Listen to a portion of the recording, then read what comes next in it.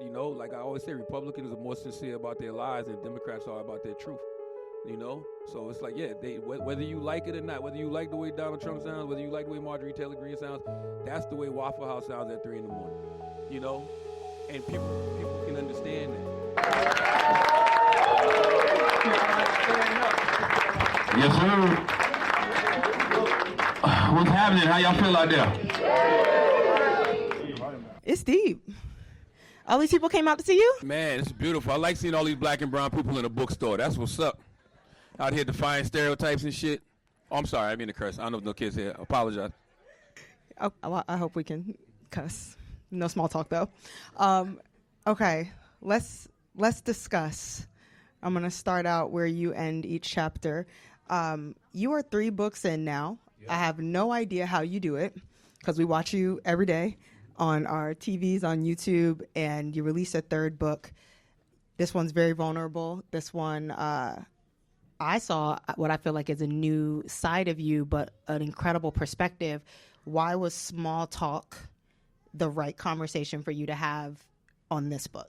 Because I think that we're spending too much time making a lot of small issues, micro issues, macro issues, big issues, right? And it feels like everything is on the same scale, so people don't even know the difference. Like, you know, when the big issues that we actually should be talking about come across our desk, we don't even know how to, because we literally put everything on the same scale. Like, think about something that might be trending on Twitter right now. It might be something dumb. Like I see people arguing about bears.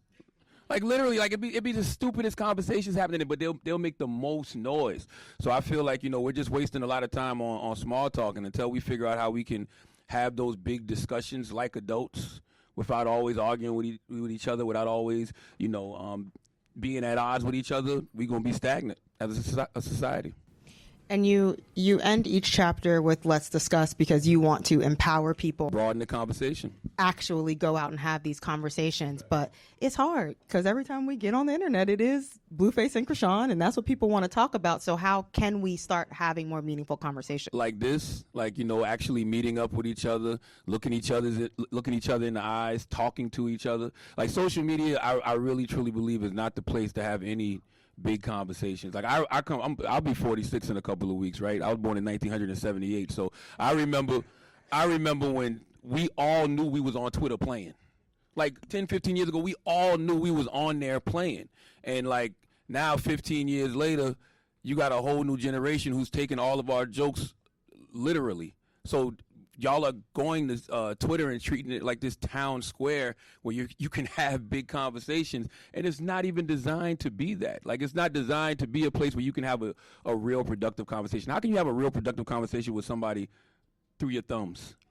Y'all hate when somebody texts y'all too much. Somebody texts you something you don't like. Let me call this motherfucker real quick. You know? So how you going to have those conversations on social media? It's strange. Absolutely. In 140 characters. You touch on a lot of different topics and you give great perspective. One of the things that resonated with me most, because I have a staff full of Gen Z, was the DEI chapter here. Not that kind of DEI. Not that DEI. You want to tell them what kind of DEI we're talking about? Delusion, entitlement, idiocracy. Yes. That's it. And I felt so seen because I work with a lot of young people. They think that they're old things, and nobody is old nothing. Like, you're not old a damn thing. Like, you got to put in the work, just like all of us had to put in the work to get to the positions that, you know, we're in. This generation has a sense of delusion. And they have a sense of delusion because everybody lying to y'all. Y'all get on social media every day and you see people posing in front of phantoms, and you see people on these lavish vacations. That phantom ain't even theirs, okay? The vacation is probably 10 of them, and you know, that paid for an Airbnb, and that's fine. Right? That's fine. That's fine. But you think that, you know, because these people are looking like they're living this lavish lifestyle, that, you know, you're behind in some way, shape, or form. Like, nobody ever shows their process. Like, you think I would be here with no haircut? My hairline look crazy with a little bit of hair on it. You know what I'm saying? So it's like, but nobody's going to show you that. So everybody shows you these curated versions of their life, and you look at that and you get depressed and you feel down and you feel like you're supposed to be farther along, but these people are lying. So that's the sense of delusion that comes with it. And then that delusion creates this sense of entitlement because you feel like, well, damn, if all these other people got it, I'm supposed to have it too. And then that's when the idiocracy comes in because you're just stupid. There it is. Y'all can clap. There's a lot of valuable conversation for every generation in this book. What would you say that you would like for millennials to take away, for Gen Z to take away, and Gen X? What all can they take away from this book? Get honest or die lying. And the reason I want that to be what people really take away is because I had this revelation back in February, and it was like, stop lying to yourself and stop volunteering those lies to other people. And I feel like, everybody wakes up every day and they put on a mask immediately because they feel like they have to perform. They feel like they have to perform for folks, right? Like you got followers, so you feel like your followers got to hear from you. So everybody wakes up and they're just pretending to be something they're not. Like, you got people pretending to be experts on things that they have no clue about. And so it's just like, I want us to stop lying to ourselves and stop volunteering those lies to other people. Because when you show up as the most true, authentic version of yourself, I feel like you can't lose in life. I feel like that's your superpower. I feel like everybody in this room, our superpower is showing up as the most true, authentic version of yourself possible. And you get really honest in the book, which I really appreciated. You take a lot of accountability. What was your relationship with accountability when you were writing this book? Everything. What I'm challenging everybody else to do is what I wake up and do every day. Like, I wake up every day and say to myself, how can I be the most authentic, honest version of myself possible? Can somebody bring me a towel? Bring me a towel, baby. Oh, okay. I'm up here. I look like a pastor, like I'm lying, sweating here.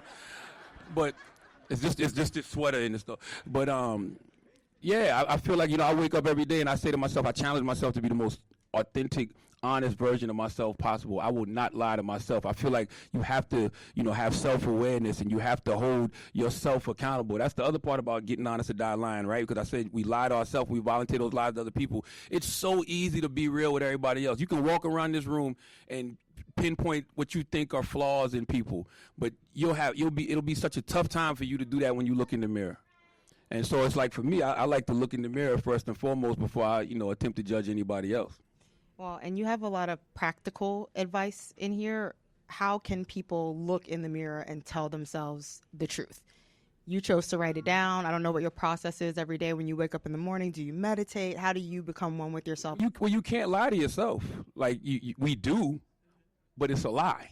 You're lying, right? Like every single one of us in here, we wake up with ourselves. We go to sleep with ourselves. We know every single thing that has happened in our lives in some way, shape, or form. Like, we can't lie to ourselves. So you just got to really start just being honest with yourself. Even if you don't want to sit down, like I talked about how, thank you, Graham.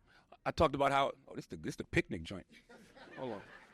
I talked about how, I would go to my therapist and probably only tell them 50, 60%, right? As opposed to telling them everything. But the reality of the situation is there's probably things you don't feel comfortable even telling the therapist. So, if there's nobody you can actually talk to about the situation, man, there's nothing wrong with sitting around, like I say in the book, in Tree Hug the Block, taking your shoes off, going in your backyard, walking through some grass, and just having that conversation with yourself. Even if you just got to write it down, the things that you've been through, or the things that you've seen, or the things that you're not telling everybody else. Even if you just got to write it down to get it out, put it on paper. And then if you want to release it, set it on fire.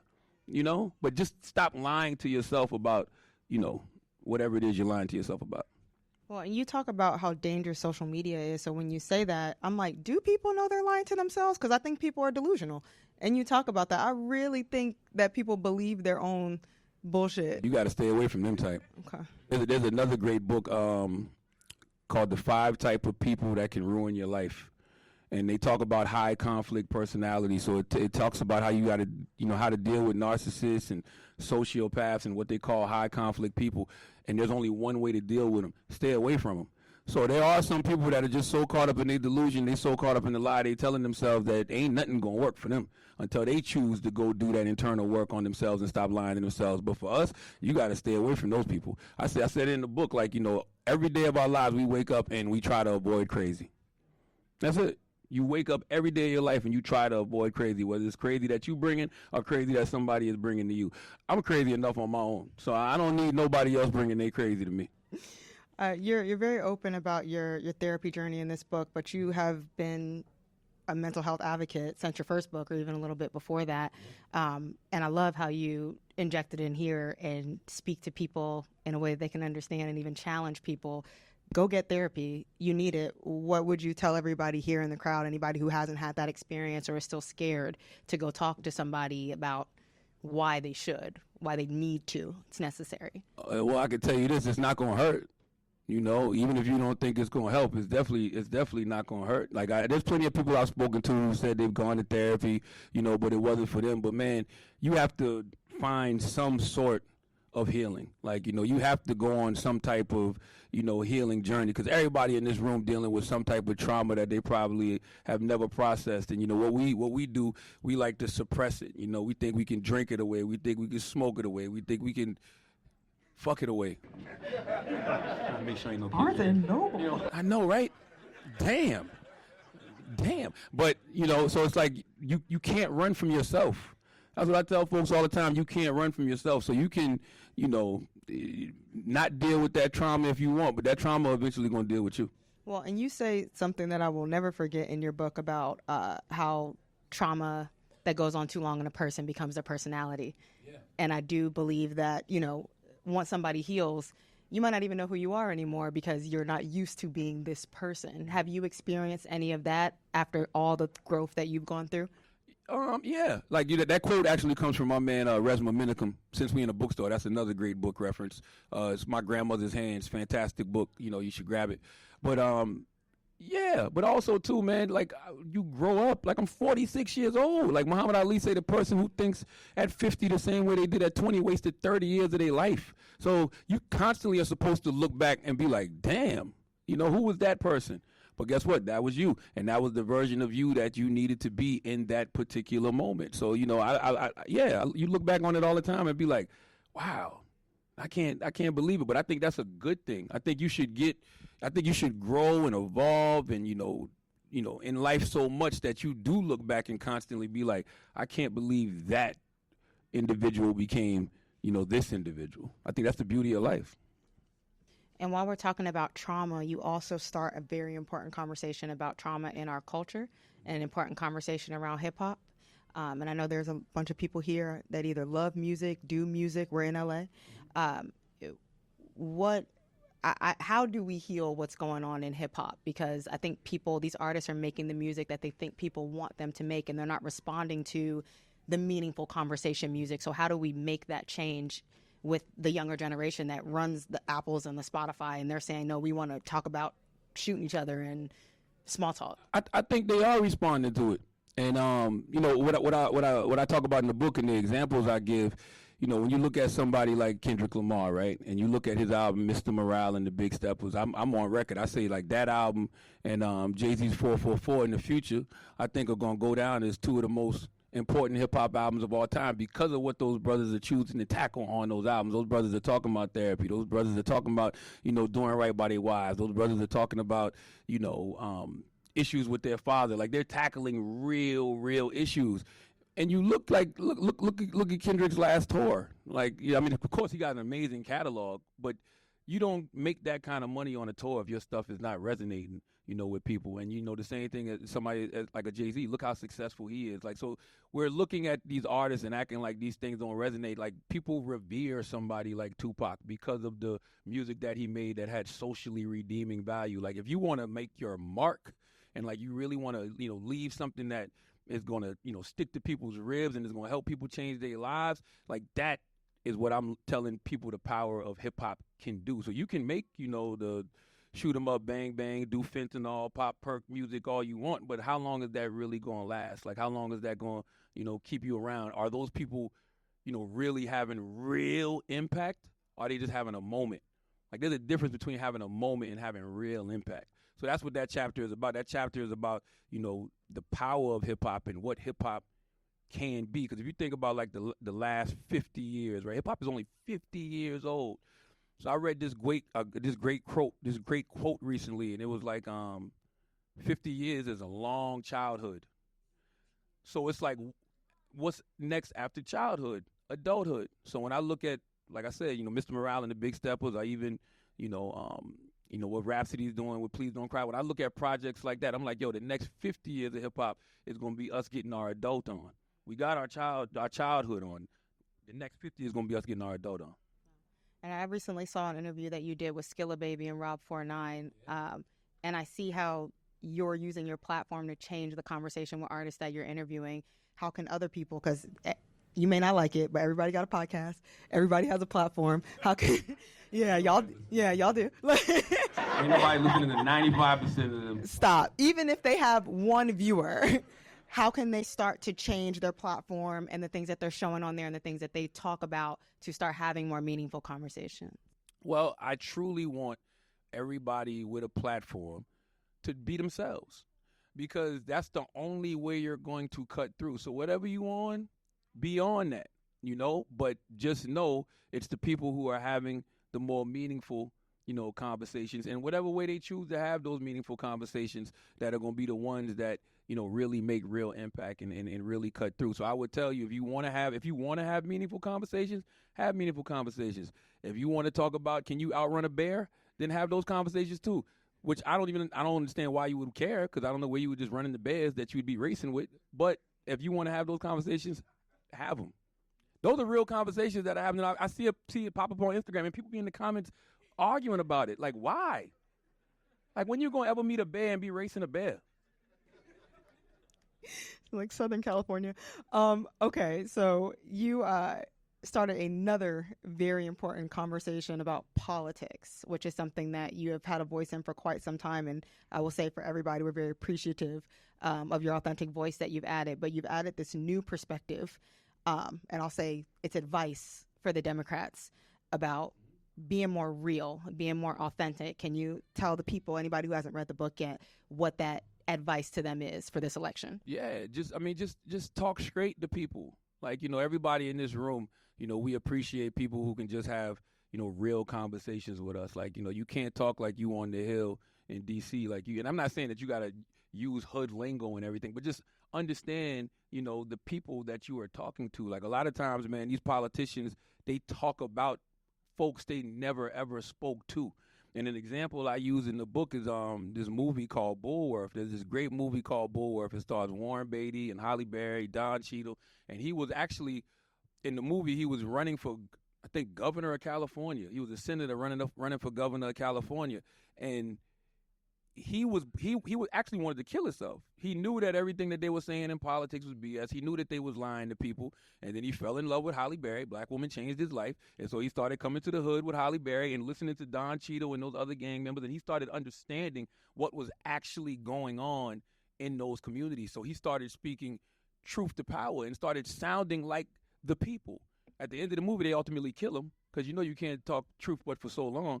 But my point is, you should be able to just sit down and have conversations with folks and see what folks are really on, and then you can present that, you know, to the world. That's what elected officials are not doing. They in D.C., they on the Hill, they writing all these bills and all these legislation, and they are literally, you know, speaking about people they never talked to. How do you know what people really want if you never truly have a conversation with them? But you're challenging them. You're challenging them. They hear you. I'm seeing the headlines. I don't know no better.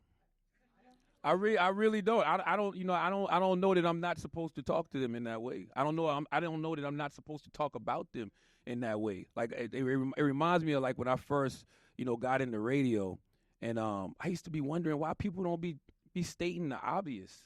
Like literally, why don't they be stating the obvious? Why they don't ask the most obvious question? I always wondered about that until a program director literally told me that I wasn't supposed to. I'm like, what do you mean I'm not supposed to? Like, that's not what you're supposed to do. I never subscribed to that, you know, in any way, shape, or form. And this generation really is not subscribing to that. This generation is talking about what they want to talk about. And, you know, if they're sitting down with people and having conversations, they're sitting down and having conversations with people and asking the questions that they want to ask. So why wouldn't our elected officials reflect that? And you're mostly talking about the Democratic Party, right? You're not because the Republicans are already doing it. Trump is already doing it. Yeah, whether you like it or not. You know, like I always say, Republicans are more sincere about their lies than Democrats are about their truth. You know? So it's like, yeah, whether you like it or not, whether you like the way Donald Trump sounds, whether you like the way Marjorie Taylor Greene sounds, that's the way Waffle House sounds at 3 a.m. You know? and people can understand that. Well, and her bad built, bleached blonde body. But see, that's Jasmine Crockett. That's Congresswoman Crockett. That's Congresswoman Crockett talking the way we talk. And I liked when she did that because, number one, she showed something that a lot of Democrats don't show a lot, which is courage. And, if you don't clap back at it, you kind of normalize it. So if you allow the Marjorie Taylor Greenes and the Donald Trumps to talk to you all crazy and talk to you all kind of way, people are just going to assume, well, they must be right because they not getting challenged back. So it was good to see her do that, and I hope more Democrats follow suit. Absolutely. Because her eyelashes weren't even that long. It was a ridiculous thing to say. I don't know. I just learned about 25 M's and all of that type of stuff. Well, that's because you have daughters. That is true. You have daughters. That's too long though, right? 25 M's? Yeah, don't let them get them. Yeah, that's great. You speak a lot about being a girl dad in this book, which I really appreciate. And there's a chapter called Astronaut Kids. Yeah.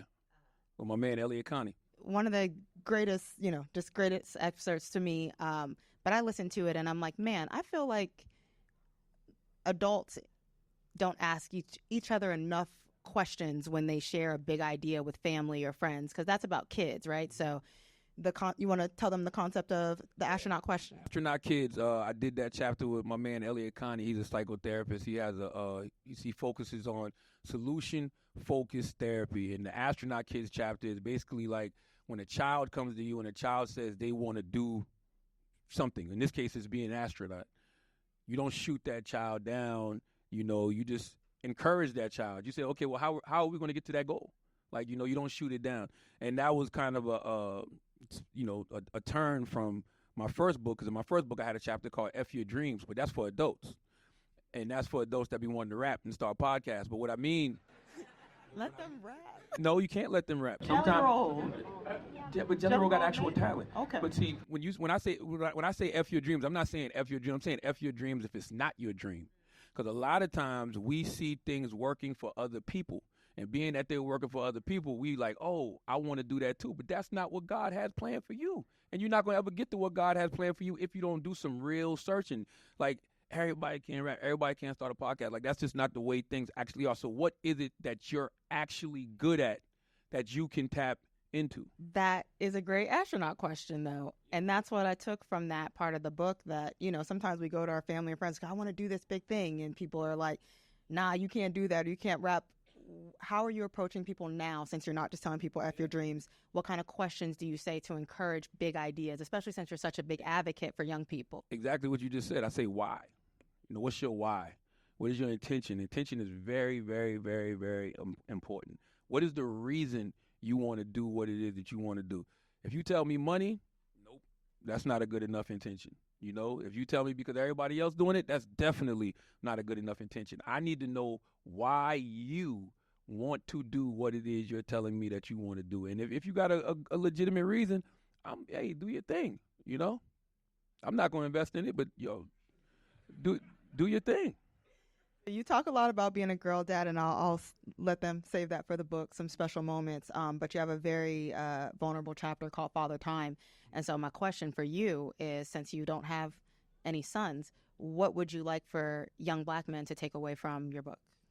That chapter is just about how, like, a lot of times when you hear about daddy issues, you just think of it being something that's regulated the women.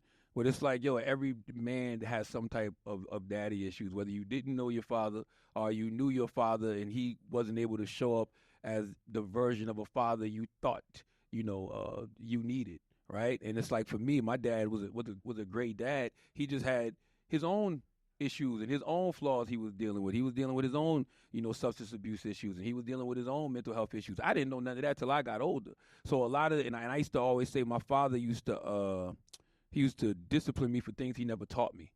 And he was raising me out of fear and not love. And the reason he was raising me out of fear is simply because he didn't want me to make the same mistakes that he made. So even though I still made them, right? But he was terrified of me, getting involved into the streets and going to jail and doing all of that type of stuff. And, I still made those mistakes, but he was only doing the best he could, with what he knew at the time. And it wasn't until 2018 where he told me, he went to therapy 2 and 3 times a week, and he tried to commit suicide 3 decades ago, and he was on 10 to 12 different medications throughout his life to try to get a handle on his mental health issues.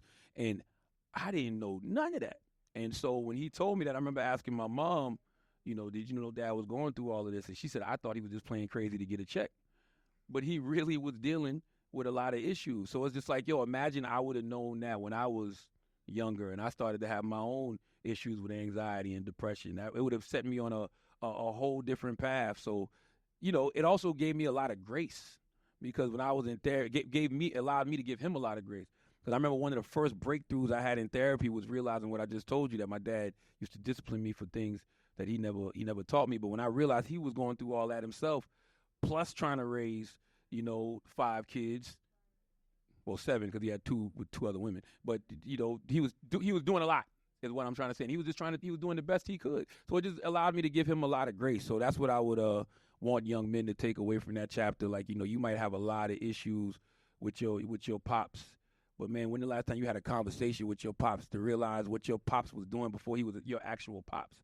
'Cause I think that's something that we forget about both our parents. They had a life before they were our parents. And sometimes you can sit down and kick it with them, especially when you become an adult, and realize like, oh, I get it now. I understand. And it'll allow you to, forgive them for a lot of things. So how are you personally showing up as a father and a husband to your very supportive, beautiful black wife? It's very important. I got a black wife. I married a black woman. A lot of my critics did not. Clap for that. How are you showing up differently now, knowing what you know, learning what you learn, going on your therapy journey, tree hugging the block? I don't know. That's a good question. I always feel like, my 2 youngest daughters probably they got the I don't want to say the best, but the probably the best version of me. But that would be a question you would have to ask my wife. She'd been with me 26 years. So she would know. She would see things that, I probably wouldn't even notice. She's a black woman. Because she's a black woman, because she's been with me for so long. Yeah, absolutely. Absolutely. So it's like, I don't know. That's a good question. I really don't know. But I feel like my 2 youngest daughters are getting the best version of me. I'm going to ask her too. You get very current in this book. And as I was reading it, I was like, man, like you name Blueface and Krishan, and you talk about the Boondocks, and you talk about really current things.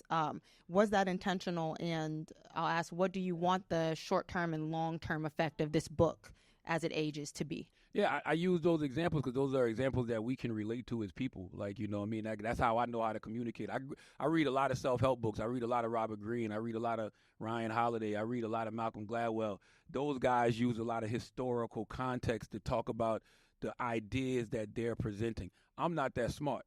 I know culture, so I'm using examples from culture, to talk about, these ideas and these, big talking points that I want to present. So, I hope past the names that I'm mentioning, even though a lot of the references I do use have aged very well. Like Boondocks is classic. Like if you come from a certain, like Aaron Magruder is also in the book too. He's a good friend of mine, and he did a chapter called Death of a Nation. That's literally about the political climate that we're in right now. But I think a lot of this stuff is going to age very well and bigger than the people I mentioned or the things I mentioned. I want the issues I'm talking about, to be the talking point, because the issues I'm talking about are going to be here forever. Yeah. And art is a sign of the times, and so I think you've done that very well. Before we get into some questions from the audience, you guys wrote down some things. Will you please tell us about the cover of the book, because I know there's a special story behind why you chose these colors and why it looks like this. Anybody in here was raised a Jehovah's Witness? Y'all put y'all hands up like y'all at a silent auction. Y'all don't want to make noise for Jehovah? Y'all can clap. If you remember the My Book of Bible Stories, y'all remember the My Book of Bible Stories? It was this color with this red font, and I remember just being young, reading that book a lot because it was like a children's book. Like it had pictures in it, and the stories were very short. And like, if you were a person that, couldn't necessarily dissect the Bible, like that My Book of Bible Stories gave it to you in very digestible, bite-sized ways. So that's what I decided to do with this book, right? Like this book is It's only, if you listen to it on Audible, it's 6 hours. 6 hours in I don't know, a few minutes. It's I think it's 6 hours, 53. Yeah. It was over 6. We read it. It's quick. It's quick, and I kept the chapters short on purpose too, because that's how my book of Bible stories was. So this is just paying homage to my Jehovah's Witness upbringing and my book of Bible story. And just you continuing to be intentional, which is very Being a what? being intentional. Yes, absolutely. The entire book. Okay, we have some questions from the audience. I pulled this one first because I want to know, when are you starting your skincare line? Very important question.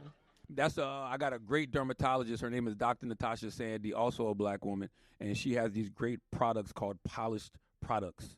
So I use her products.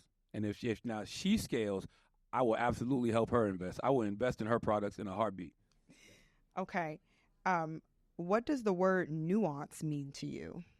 Nuance is everything. Nuance is what nobody seems to have anymore. Everybody wants to be, on one side of an extreme. The nuance, the gray area, that's where the truth, usually is. Like, nuance is every single thing. When somebody tells me something, I just listen, and then I try to immediately think of what that other side will be, and then I try to actually find the truth. And usually the truth is somewhere in the middle. I literally I was on Bill Marshall earlier, and we was talking about, we got into a discussion about Caitlin Clark and everything, and, we were talking about basically why she's successful. It's not one thing. Like, you can't just chalk it up to one thing, and that's what I said on the show. I'm like, we act like, there can't be nuance. There can't be multiple reasons why something is working. It's never just one thing. There's not one thing we can discuss in this room where it's always just one thing. And I think that's why we do a terrible job at solving problems in this country, because we keep trying to act like it's one thing that's causing certain problems, and it's not. Very well said. William Elias asked, do you think people will soon become aware of how social media influences their reactions to headlines and start resisting the impact it has on their thoughts and feelings? Nah, I think we too far down the rabbit hole. Like, I think when you got stuff like, what's that thing called here that Elon Musk got that they're putting in the brain? Neuralink. When you got, salute the DJ head in the building. When you got, Neuralink, I think people they're gonna be dying to plug up. Because you might have to, right? Like, I talk about this. I was thinking about this. Like, you might have to use it, because if everybody's using it and they got an advantage over you, right? Like, imagine you in a debate and this dude got Neuralink and he just pulling up all type of, he bodying you. You like you gonna have to Going wrong. You might have to. Get your Neuralink. I don't know. I don't think that it's I don't think people are going to ever realize how connected they are. I think that they're going to actually get more connected, to keep up. And I think that we're purposely giving away, all autonomy to social media, to just technology in general. Like, this whole world just revolves around opinions, narratives, and feelings. Don't nobody care about facts and actual data no more. It's about vibes. It's about how you feel about something. It's about whatever narrative you can create around a thing. So I don't think people are going to ever get disconnected, honestly. I think that they're going to get more connected, sadly. But that's what I'm encouraging people to do, is disconnect. But I don't know if they are. Joel asks, what is something you do that helps you when you're feeling stressed or when you're procrastinating on doing a task? Well, when I'm feeling stressed, definitely, the Tree Hug the Block chapter in this book is a very good chapter for you to read, because, like, I grew up in the country. I grew up down south, so I grew up running Mouse Corner all day. So running up and down the dirt roads with no shoes on, running through the cornfields, like, we had to go outside. Like, I'm old enough to remember when I got my first Nintendo. I ain't talking about Super Nintendo. I'm talking about Super Mario Brothers and Duck Hunt on one disc, and I don't even know if the gun came. I think you had to buy the gun separately. I don't even remember. But we had to go outside, and we had to play. And I'm telling people, now y'all like to say y'all outside. Like, really go outside and go in nature. Take a deep breath. When the last time you just looked up at the clouds? Like, serious question. Think about it in your mind. When the last time you just went outside and looked up? You're too busy looking down. Now, I'm a conspiracy theorist, right? For good reason, because I'm black. Now, I have a conspiracy that there's a reason where they've designed these tools that make us constantly look down.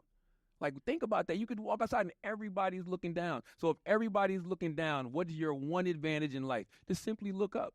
So look up. Like, I think about songs from, like, Tupac, Keep Your Head Up, The Sounds of Blackness, Be Optimistic, as long as you keep your head to the sky. That is the messages we used to get. So there was a certain connection that we had by constantly, looking up. Now we all looking down and we all feel disconnected. There's got to be something to that. So, I encourage people to just, get more connected with nature. So that's what I do when I'm stressed out. I go out and I go, connect with nature. Very great question in here. With everything that you have accomplished, what do you want your legacy to be? Service. That's it. Service to others. That's all. Like, when you go, that's all you want people to say. He was solid.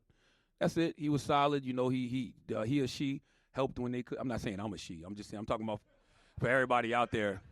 I'm being inclusive of what you want people to say. We want people to be like, yo, he was solid. He was of service. He showed up when I needed him to.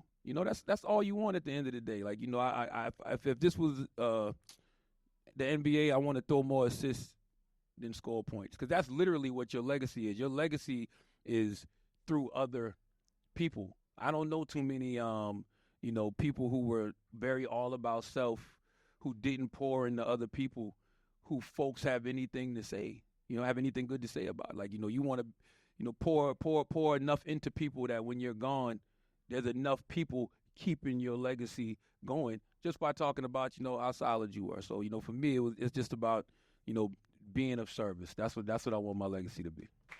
I'm sneaking in a question of my own because I appreciate so much that you shouted out, I believe, two people that I think would probably call you a mentor, one of which being Nyla Simone, who's on The Breakfast Club with you. And I have never seen anybody do that in a book, talk about someone that they mentor and advocate for. I think that mentorship and advocacy has become small talk because it's turned into showing up to brunches and just, the things that people say they mentor people and they don't. How can people be better advocates to the younger generation so we can be having a more meaningful conversation about advocacy and helping them grow? Man, be the adult that you needed as a child. Like, we all needed mentorship in some way, shape, or form. Like, I had a bunch of mentors. I had a bunch of people who put their arms around me and saw things in me that I didn't, see in myself. And that's a blessing. So I just always try to show up, for people the way people showed up for me. And I think the biggest thing, though, when it comes to looking for a mentor, you have to already know what it is you want to do. Because there's a lot of people who will come up to you and be like, I want you to be my mentor. And then as soon as you have the astronaut questions with them, right, and you be like, well, what is it that you want to do? They don't even know. They have no idea what it is they want to do. They just think that, standing by you or standing with you is going to get them somewhere. Well, the reason I use Nyla as an example is because I remember when she was an intern at Power 105. I remember literally the first day she came in for her internship interview. And then I remember her being an assistant with Angie Martinez. And literally one day God said to me, yo, I want you to tell her this. And so I went up to her and I said, yo, I don't know what it is you're ultimately trying to do, but God told me to tell you, just find that one thing that you want to do, focus on that, and everything will fall into place. Like, that's literally was the message. And little did I know, she wanted to be a DJ. She was just afraid to step out there, I guess, and do that because, DJing is such a male-dominated field. But, she stepped out there, started DJing, and now she popping. So it's just like, yo, everybody, you got to find that one thing it is you want to do, and then go seek mentorship. Love that. Y'all are about to get me in trouble with some of these questions. How did you overcome your anxiety? Who said I overcame it? You see me in there sweating? What you mean? Every day is a process. Like, every moment is a process. Like, you gotta, I gotta sit down and do breathing exercises and prayers and everything before I, step out there. Like, that's just, I don't think the anxiety is like Michael Jordan in the 90s. You don't stop it. You just hope to contain them, like, that's it. Okay. What was the hardest or most difficult chapter for you to write in this book from Mingo? Probably the father time chapter. Anytime, I have conversations about my pops. It's like that. And but my pops is alive, a great dude. It's just that that shows the type of impact, he had on me because, still about to be a 46-year-old grown man. I'm still got a fear of pops in a way. But that's my way of, expressing it. Like, not just therapy, but that's therapeutic for me, to get those things out. And it's almost like I know he reads. It's weird, right? Because he reads all my stuff, and then we're able to have conversations about it. So it's like I still can't even really have the conversation, with him. I'd rather him read it, and then he like, damn, and then he'll hit me up, and we talk about it like that. Wow, that's beautiful. Okay. You talk about young Charlamagne in this book, by the way, so whoever asked this question. When did you decide you wanted to do radio, and did you have any other career dreams before that? Rap. I used to want to rap like most black men in the hood. And luckily, I had somebody who told me F my dreams. And that was my mentor, one of my mentors, Dr. Robert Evans. And he literally told me, you suck as a rapper, right? But he actually told me two things. He said, you are a great writer and you know how to spot talent. So you should look at other aspects of the business like A&Ring, which I did. Like he actually was, him and his son had a label called Never So Deep Records. They used to be a label back in the day called MCA, and they were a subsidiary of MCA. We got one project out, this dude from South Carolina, named Infinity the Ghetto Child. And so I A&R'd that. But he also told me that you are damn good at radio. And mind you, I had just started. This was 1999. And he was like, you are really good at radio. You focus on that, it's no telling where you're going to end up. And, he's from New York, but he lived in South Carolina. So he was referencing people like Frankie Crocker and Mr. Magic and all of those guys like that, saying you could be like, one of them. And I'm glad I listened. Thank you. All right. Some more questions. I love this one. What's the last new thing you learned about yourself? Oh, nah. I do know the last new thing. I don't know if it was a new thing, though. The last new thing I learned about myself. There was a lot of new stuff that came up that was old, that always existed, but I was on ayahuasca. So, yeah. That's a whole, I haven't even processed all that yet. So that showed me some new things about myself. It helped me connect some dots, So, yes. Okay, so how do you balance being light enough to still joke with people and the heaviness that might come with having real conversations? Also, very great. I think you gotta. I think you gotta joke to have those heavy conversations. You gotta tell me to stop playing. I feel like in order to get into those heavy conversations, there has to be some jokes. That's how we communicate. We black. Like that's what we do. Like we make jokes of our trauma. Right? Like, that's what we do. So I think that, making the jokes keep those heavy conversations light. And I'm not going to no, let me rephrase that. Making those jokes doesn't keep those make those heavy conversations light, but it makes them easier to carry. Right? So I think that you gotta kind of like laugh through your pain a little bit, You got to. You have to. I think everything packaged with humor is more digestible. And I'm going to end on this note so we can all congratulate you, too. Obviously, South Carolina has deep roots as far as literacy goes, and you are a black man who has his own publishing imprint. That's very big. We can clap it up for that. Yeah, the first anti-literacy laws were in South Carolina.